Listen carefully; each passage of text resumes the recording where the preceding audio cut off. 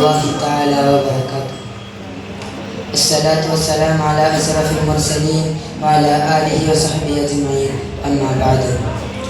ഏറ്റവും ബഹുമാനാദരവുകൾ നിറഞ്ഞ എൻ്റെ ഗുരുവര്യരെയും വിധികർത്താക്കളെയും മറ്റു മുതഅല്ലിം സുഹൃത്തുക്കളെയും, വിദ്യാർത്ഥനം സർവ്വതനാൽ പ്രധാനമെന്ന് വിഷയത്തെ അധികരിച്ച് അല്പം സംസാരിക്കാനാണ് ഞാൻ നിങ്ങൾക്ക് മുമ്പിൽ എഴുന്നേറ്റിരുന്നത്. അതിന് എന്നെ തുണച്ച അള്ളാഹുവിനെ ഞാൻ സ്തുതിക്കുന്നു. അൽഹംദുലില്ലാഹ് അൽഹംദുലില്ലാഹി അലാ കുല്ലി ഹാൽ. സുഹൃത്തുക്കളെ, വിദ്യാഭ്യാസം അതിപ്രധാനമാണ്, അത് അനിവാര്യമാണ്. നമ്മുടെ മതത്തിൻ്റെ കാഴ്ചപ്പാടും അതിനെ കൂട്ടിയുറപ്പിക്കുന്നതാണ്. ഹിറയുടെ ഏകാന്തതയിൽ കഴിയുന്ന പ്രവാചകർ സ്വല്ലല്ലാഹു അലൈഹി വസല്ലമ തങ്ങൾക്ക് ആദ്യത്തെ ദിവ്യ സന്ദേശമായി ഇറക്കപ്പെട്ട ഇഖ്റ എന്ന വേദവാക്യത്തിലുണ്ട് വിദ്യാഭ്യാസത്തിന് ഇസ്ലാം നൽകുന്ന പ്രാധാന്യം. വിശ്വാസികളോട് ഖുർആൻ ചോദിക്കുന്ന ഒരു ചോദ്യമുണ്ട്.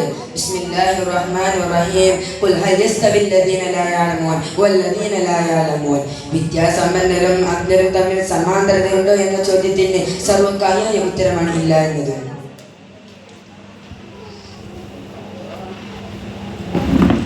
നിങ്ങൾ കേട്ടിട്ടില്ലേ ഇമാം നവവി റളിയല്ലാഹു അൻഹുവിന്റെ ചരിത്രം? കുറഞ്ഞ കാലം കൊണ്ട് വളരെയേറെ മഹത്തായ ഗ്രന്ഥങ്ങൾ നമുക്ക് ഇമാം നവവി റളിയല്ലാഹു അൻഹു സമ്മാനിക്കുന്നുണ്ട്. വിദ്യാഭ്യാസം അതുകൊണ്ടാണ് നാം കാലത്തെ അതിജയിച്ചത്. പ്ലാറ്റോയുടെ റിപ്പബ്ലിക്കും ഫറാബിയുടെ അൽ മദീനത്തുൽ ഹാദിരിയും തോമസ് മോറിന്റെ മുട്ടട്ടാബിയും അതിജയിച്ചത് വൈജ്ഞാനികമായി നാം തീർത്ത വിപ്ലവത്തിൻ്റെ പേരിലാണ്. വിദ്യാഭ്യാസം അത് അഭിമാനമാണ്, അത് ഊർജമാണ്, അത് കരുത്താണ്.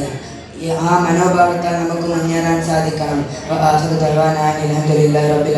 അസ്സലാമു അലൈക്കും വറഹ്മത്തുള്ളാഹി തആല വബറകാതുഹു.